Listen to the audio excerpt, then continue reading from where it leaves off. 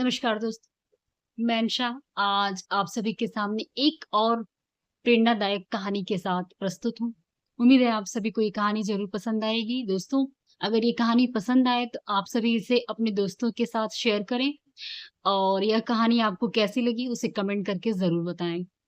दोस्तों, एक समय की बात है, 2 ब्राह्मण व्यक्ति थे, जिन्होंने वेदों का बहुत ही गहरा अध्ययन किया।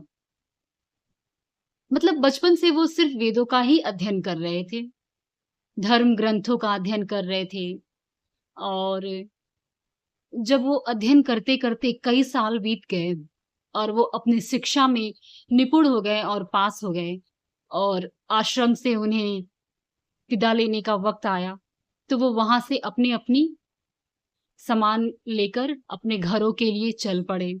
और उनके जीवन का उद्देश्य भी यही था कि अगर हमने शिक्षा ग्रहण कर लिया है, हम ब्राह्मण बन गए हैं, प्रकांड विद्वान बन गए हैं वेदों के, तो अब हम वेदों का ही प्रचार और प्रसार करेंगे।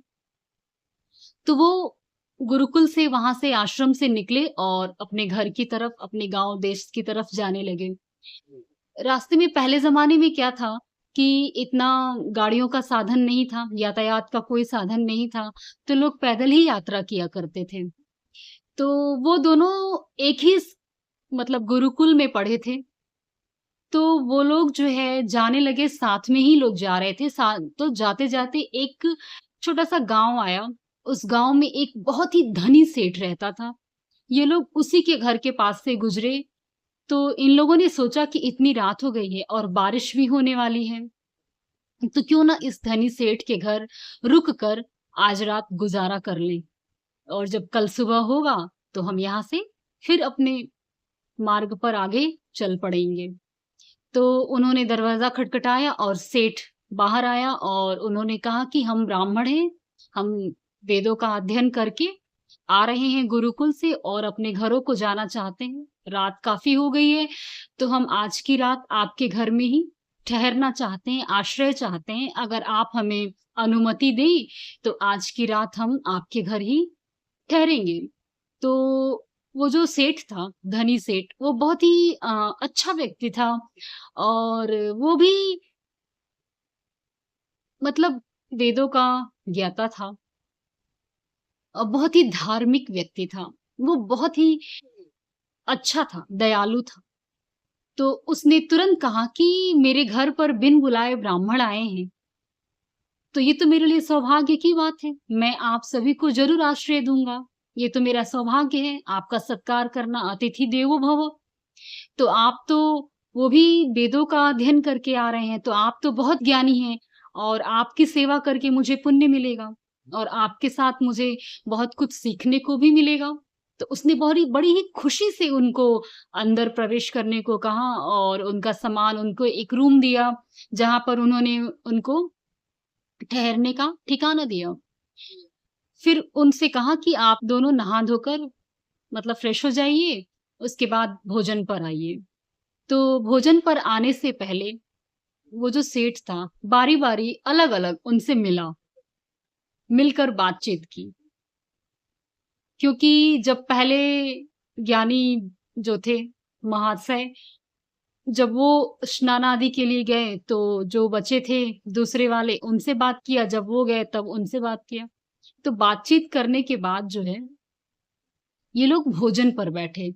जो ज्ञानी महाशय जो पढ़ के जो लोग आ रहे थे गुरुकुल से वेदों का अध्ययन करके, उनको भोजन पर जब बुलाया गया, तो जो धनी सेठ था उसने दोनों लोग के सामने, एक लोग के सामने प्लेट में थाली में भूसा परोस दिया और दूसरे लोग के सामने, जो दूसरे ज्ञानी थे, उनके सामने गोबर परोस दिया।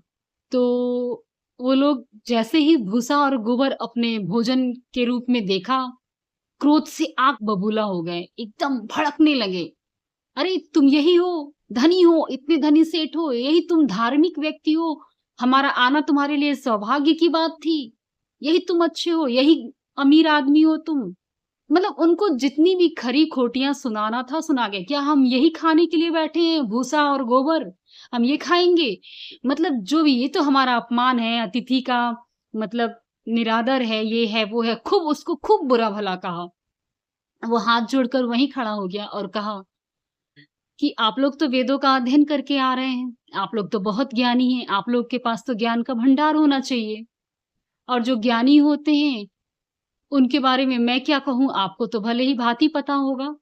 लेकिन जब मैंने आप दोनों से बातें की अलग-अलग, तो आप दोनों एक-दूसरे के बारे में यही कह रहे थे कि वो तो अच्छा इंसान नहीं है, उसके दिमाग में तो गोबर भरा है, वो तो गोबर आदमी है।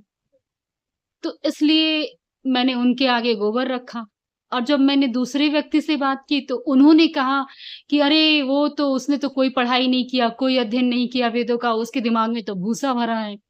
तो मैंने उसके आगे भूसा रख दिया। आप दोनों ने ही तो एक-दूसरे के बारे में कहा कि वो गोबर है, वो भूसा है, तो मैंने उसके आगे वही रखा।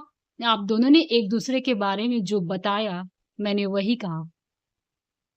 तो इस पर दोनों लोगों की आँखें खुली और दोनों लोग चुप रह गए और उस धनी सेठ की सीख को समझ गए कि हमें किसी से भी ईर्ष्या नहीं करनी चाहिए। कोई व्यक्ति आपके साथ अध्ययन कर रहा है वेदों का या किसी भी चीज़ का, पढ़ाई कर रहा है, काम कर रहा है, कुछ भी कर रहा है, कुछ भी सीख रहा है, तो ये उसके लिए है। आप दोनों आप कहीं भी रहें, तो किसी भी अपने सहपाठियों के साथ ईर्ष्या ना करें, द्वेष ना करें, उनसे जलन ना कहें, खुद को ही महान ना कहें। हर व्यक्ति जब सीखता है, पढ़ता है, तो उसे अलग तरह का ज्ञान प्राप्त होता है। वो अपने हिसाब से उस ज्ञान को अर्जित करता है और पढ़ता है और समाज में उसको प्रचार और प्रसार करता है। तो एक-दूसरे से जलन करने के बजाय एक-दूसरे का सम्मान करना सीखिए। आपसे ही दुनिया को सीख मिलेगी, समाज में बदलाव आपसे ही आएँगे। आप ज्ञानी हैं, आप वेदों का अध्ययन करके एक-दूसरे को ईर्ष्या कर रहे हैं, एक-दूसरे को नीचा दिखा रहे हैं, एक-दूसरे को बुरा-भला कह रहे हैं। यही आपका ज्ञान है, यही आपकी शिक्षा है। जब आप आज ही गुरुकुल से आ रहे हैं सीख कर और आज ही आप दोनों एक-दूसरे को बुरा-भला कह रहे हैं, एक-दूसरे की टाँग खींचने में लगे हुए हैं, एक-दूसरे का अपमान कर रहे हैं, तो आप समाज को क्या सिखाएँगे? पहले खुद सीखिए, कहीं न कहीं आपको अभी खुद सीखने की आवश्यकता है। तो इस पर दोनों महाशयों की आँखें खुली और उन्होंने क्षमा माँगा और कहा कि हम आगे से ऐसी गलती नहीं करेंगे।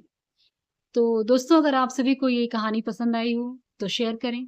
उन लोगों के साथ भी शेयर करें जो एक-दूसरे से जलन रखते हैं। कुछ बच्चे हैं जो आजकल पढ़ाई करते हैं और अपने ही सहपाठियों से जलन रखते हैं। तो उनके साथ ज़रूर शेयर करें ताकि उन्हें कुछ न कुछ सीखने को मिले। जय श्री कृष्ण, राधे राधे।